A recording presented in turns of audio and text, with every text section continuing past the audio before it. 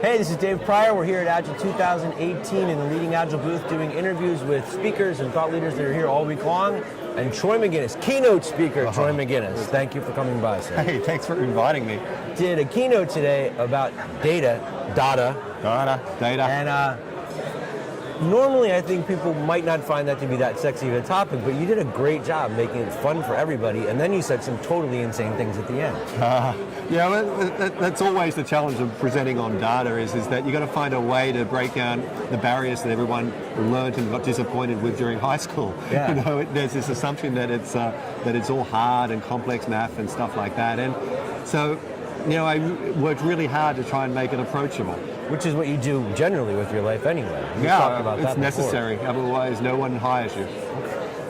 So one of the things, I took all these notes, I'm going to keep looking at my screen, but I was wondering if you could talk a little bit about that it's a people problem. Because I thought that was really interesting, an interesting point, and I think a lot of people, they look at it and just, yeah, okay. And they don't get it. Yeah, that was a recurring theme of 4 or 5 slides there. I tried to tie that into everything. That data is a people problem. What do I mean by that? I mean, we can, if we don't treat people with respect in a safe environment, we get bad data. Right. The reason we capture the data at all is to convince people that they should make a decision. Right. The way we can destroy the utility of historical data is by, again, making an unsafe environment and having people leave, which means all the historical data doesn't matter because half your team's gone. Right. So if you don't focus on how data impacts people and how to use data to influence people, then you're probably doing it wrong. And when you say impact, it's not just like you had the example of all the defects that were showing up on the wall, but embarrassing people.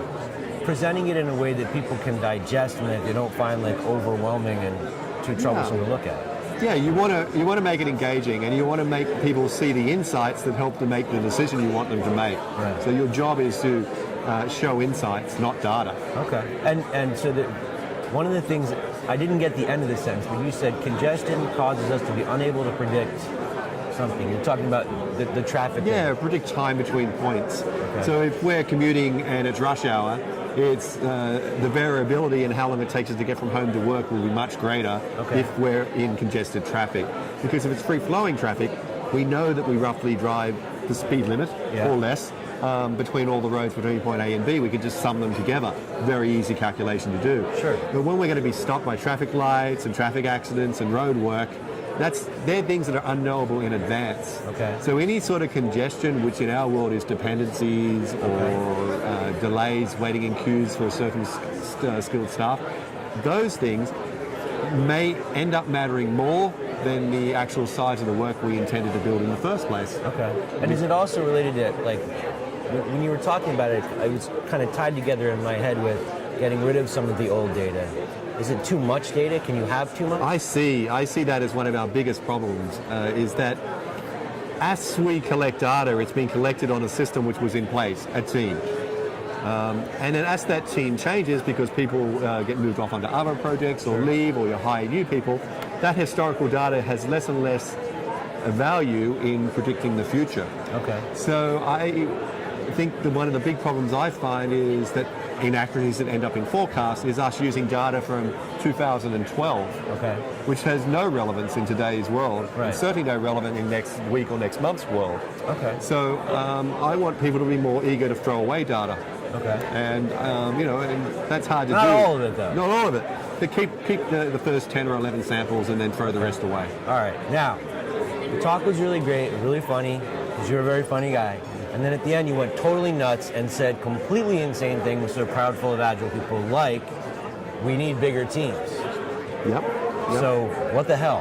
What the hell, man? Yeah, I think I showed data that showed that, yes, 7 plus or minus 2, 9 people, did in work that Larry Mascheroni did prove that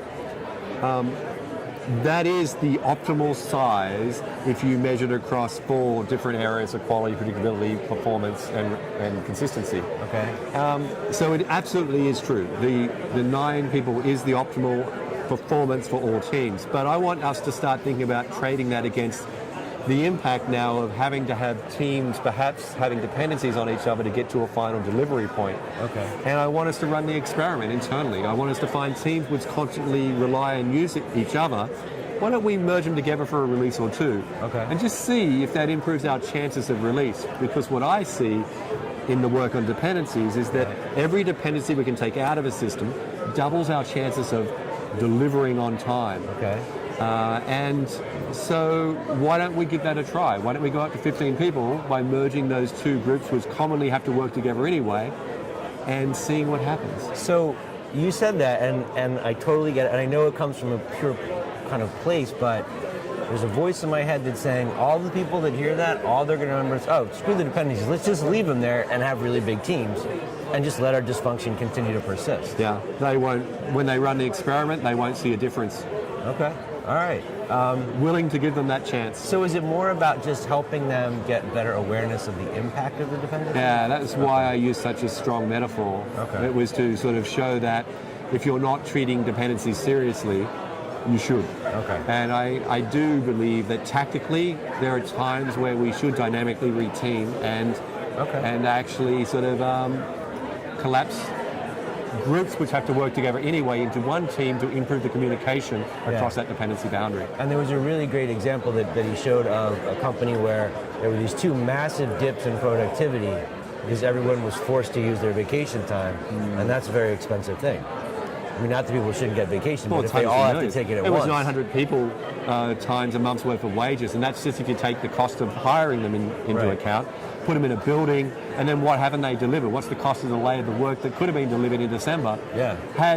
And the solution was easy, right? Just expire people's annual leave on the month they started, so it's spread out for over a whole year. You don't even have to cost your company any money.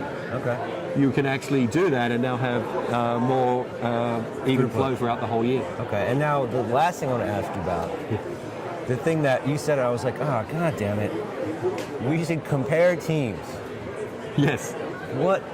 Why do we need to Why compare would you do teams? that? So the belief often is that data is used to build up teams. Yeah. And there's a hidden problem that we don't surface in the fact that often many issues affect every team. Okay. And until we can show that every team is having a performance decline in a certain aspect, like a higher defect count or a lower sort of amount of performance, until we can show that every team has those same issues, often the teams individually get emailed, what happened last month? Yeah. And the only way we can counter that is by saying, it happened to everyone. I don't think it's something we as a team can fix. Back to you. Okay. And I think that's the sort of, in the manufacturing world, it was always common cause and special cause variation. The art is in understanding whether this is normal variation that's affecting just one or two screws being manufactured, or has a machine gone completely out of whack and we're going to get a whole batch of bad screws because the system's broken. Yeah. In our world, I think we need to find ways to very quickly identify, is it a systemic management issue or is it a local team issue? Okay. And that's what happens. When I go in, everyone assumes it's all the teams that need to be helped. Yeah. And what very quickly happens is I'm saying, well, every team is affected by this very common cause here, like vacation policy. Yeah. Can we do something about that? Okay. Do you think that we're ever going to get to a point where somewhere in the organization, at management or at a PMO level or something like that, they're going to have somebody whose job is solely to, because what you're talking about completely makes sense, and I can totally imagine lots of companies taking it and just using it the wrong way. But do you think they'll ever have somebody, a data scientist or somebody whose job is watch all this stuff, tell us what it means, and show us like that it's a management problem or an HR problem, it's not a team problem? It may start that way. I hope it doesn't end there. Like, I hope the idea of the keynote was to sort of show that this stuff is important to you as a coach. Yeah. Even if you're a people person, you know, data is a people problem. It's about showing data in a compelling way that gives evidence to people to make a better decision. Yeah. So I would hope that every coach, scrum master, and team member is curious about what area they could improve on. Okay. And so I sure initially it's going to be a champion inside the company, and it might even become a dedicated sort of field. But I would hope that over time our analytical ability as Agile community grows Right. enough that we can all make those same insights without the need of a data scientist. Okay. And if only there was a person out there who was creating tools like this and making them publicly available, the world would be a better place. Which he actually does. That was my intent on making them free, was to try and sort of lower the barrier to entry for people and say it's not as hard as you think it is. So people can track you down on focusobjective.com. Yep. And your Twitter, which I have written down. What is your Twitter? Oh, it's T_Magennis. Okay. Hopefully there'll be a link to that somewhere. Yeah, it's going to be in the show notes. And then the GitHub, because that gets the people who really love the tools and the free stuff, all the spreadsheets, all the white papers. Focus Objective. They can go from there. Yeah, if you go for Focus Objective, there's one that says free stuff. Okay. Follow that link. Cool. Do you have a recent one that you've created that you're really excited about? I am. There's one I have which is an animated diagram that shows the connection between strategy, deliverables, individual work items and teams. Okay. And it shows how they connect, the dependencies cascade through for each feature that you're going to deliver, which teams are involved in it. And what I'm hoping that we can start doing and using that tool is in retrospectives, drag the state slider back to the start of the project and see when we pulled work in, which wasn't the most sensible work to start. Because I think we have a work start problem, not a work finish problem. I think we need to start work that finishes the most amount of work in the high priority items. Okay. And what I see is people starting work higgledy-piggledy in priority order. It's a visualization to try and help people retrospect on why was that started by that team then? That's dumb. Okay.